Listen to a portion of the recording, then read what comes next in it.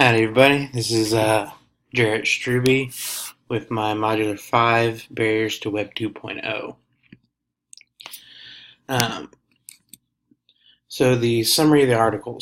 Barriers using Web 2.0 in 21st century schools, um, and 7 common barriers that obstruct tech adoption and education, both focused on a lot of the barriers that uh, schools are facing when adopting technology. Um, I noticed some of the things that they pointed out have kind of really affected my building and district, and some things didn't. One thing that really stuck out was that um, access doesn't isn't really a big barrier in our school. Between we have one-to-one laptops and iPads and stuff like that. Um, but there were some social barriers that we had to do. The digital divide didn't does not really apply to my district. We're an urban district, not a rural district, but I could potentially be working in a rural district, and that is a concern when adopting technology. If there's no high-speed internet access, that limits the technology that you might be able to use. Um, the open education resources was very interesting because my district is looking at adopting open education resources exclusively over traditional paid textbooks. Um, so I saw a lot of value in that article. And the ICT adoption barriers was enlightening for that um, comparison of primary versus secondary in adopting education. And I found that my district is unique at the secondary level because we are on a block schedule. So I see um, for our core classes, we see our kids for 90 minutes every day for a semester. So we do get a chance to see the same students every day, build those relationships, build that classroom culture, and become comfortable in using uh, new technology and using new technology. So I thought these were all very good articles and uh, very valuable, and made me think about some new things and other things differently. Um, can the digital divide be resolved? I look at that digital divide as a noble goal, and by that I mean that I don't think we will ever 100% bridge the divide where all students everywhere have the same access to everything, just because I don't think that's realistic, especially just comparing urban areas to rural areas.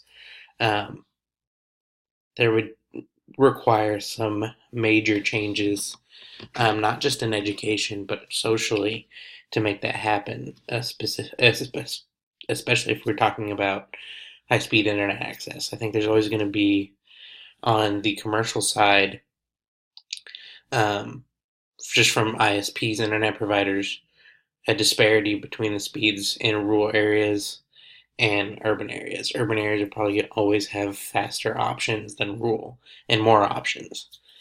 But I think it is a goal worth striving for, even if we can't, even with the understanding that we might never get there.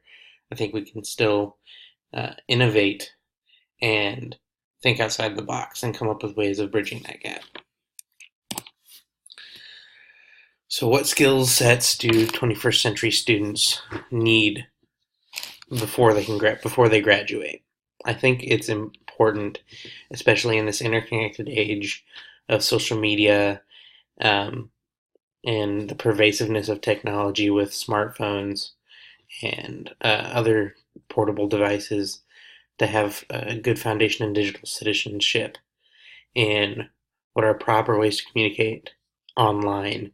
How do we use technology? How do we sift through the endless stream of information that is available?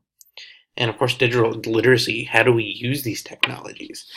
I have plenty of kids who only see a laptop as a device for YouTube and Fortnite. And they haven't quite made the connection to how they can use it in their education, in their future career, to give themselves more options. We need problem solving skills. I don't know that that's necessarily 21st century skill, because it's been kind of held up as a needed skill for a long time, but is definitely still needed in the 21st century. Um, our kids need to know how to problem solve. That goes across all education levels. It goes across all careers. Employers want to hire people who can think critically and problem solve, no matter what position, from the mailroom all the way up to CEO. They need to be creative. I think there is this paradigm where creativity is misunderstood, and that people think they're not creative. But there are many ways of being creative. Solutions can be creative. Art can be creative. So I think we need to foster this creativity in all of our students, and collaboration. They need to know how to work with other people, because, like I said, no matter where you work, whether it is at McDonald's or if it's at Google, you need to be able to work with other people and communicate effectively to make goals happen. So, impact the global economy has on my personal use of the internet. It's definitely affected my shopping. I don't necessarily have to go to a store to buy things anymore. If I go to a store, it's because I choose to for specific reasons. I can order things from Amazon or Walmart. I can even order things that I can then go pick up in a store if I don't want to wait for shipping. Socially, uh, it has changed it affects how I interact with people. Um, I can set up events on social media. I can and coordinate with friends and colleagues and anyone I need to coordinate with online, instead of having to make phone calls. I can email. I can set up things in Google Calendars. It changed how I consume media. I don't actually have a cable subscription. I can get entertainment online via Netflix, Hulu, and Amazon. Um, I can look up the news. I read my news online and through social media.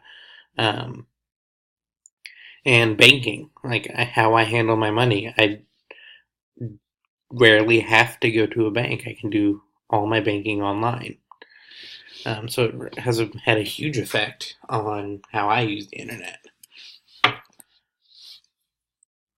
So what training do I still need to integrate technology? My training is going to be forever. Just with the way technology progresses, there's always something new to learn. And along with a new piece of technology is new ways of using it and utilizing it, and how it can be used in education. Um, I do One thing I do need to be more grounded on are sets of standards so that I have an understanding of goals I'm trying to reach to help me focus my use of technology so I don't go crazy. I think the ISTE standards in this program are a great start, and there are, I think, other standards that can be used and frameworks for implementing. So, how do we implement this? How do we blend it into curriculum? As a science teacher, I'm lucky enough to have the next generation science standards, which do have technology component integrated, but I think we can still take it further. And is my school or district equipped for 21st century technology? Um, we have a good foundation. We are fortunate enough to be in an area that is serviced by Google Fiber. So we have high-speed internet in all of our schools, and our district doesn't have to pay for it because of the partnership with Google. We have Wi-Fi in all of our schools and libraries. In our high schools, we have one-to-one MacBook program, and in our middle schools we have one-to-one iPad. I'm not sure of if we have anything like that in the grade school. I think they might have recently gotten one classroom sets of iPads. Um, Along with our one-to-one, we have a complete Google Suite. So we're having more and more teachers adopting Google Classroom for assignments and resources and a lot of other learning management systems that various other teachers use. Of course, we also have things like Huddle for athletics and Infinite Campus for grades and parent, student, teacher communication and things like that. I will say, so are we equipped with 21st century technology? Yes. I still think we need to do a little bit more focusing building at the building level and the district level in making sure that there's more consistency. So advantages of innovative practices. So I think the advantages are kids learn to be digital literacy, ways they can use technology, and gain those skills and the citizenship so they can be good citizens. And the think the innovative practices help promote 21st century skills to prepare our students for life after secondary school, whether they go off to college or into careers or the military.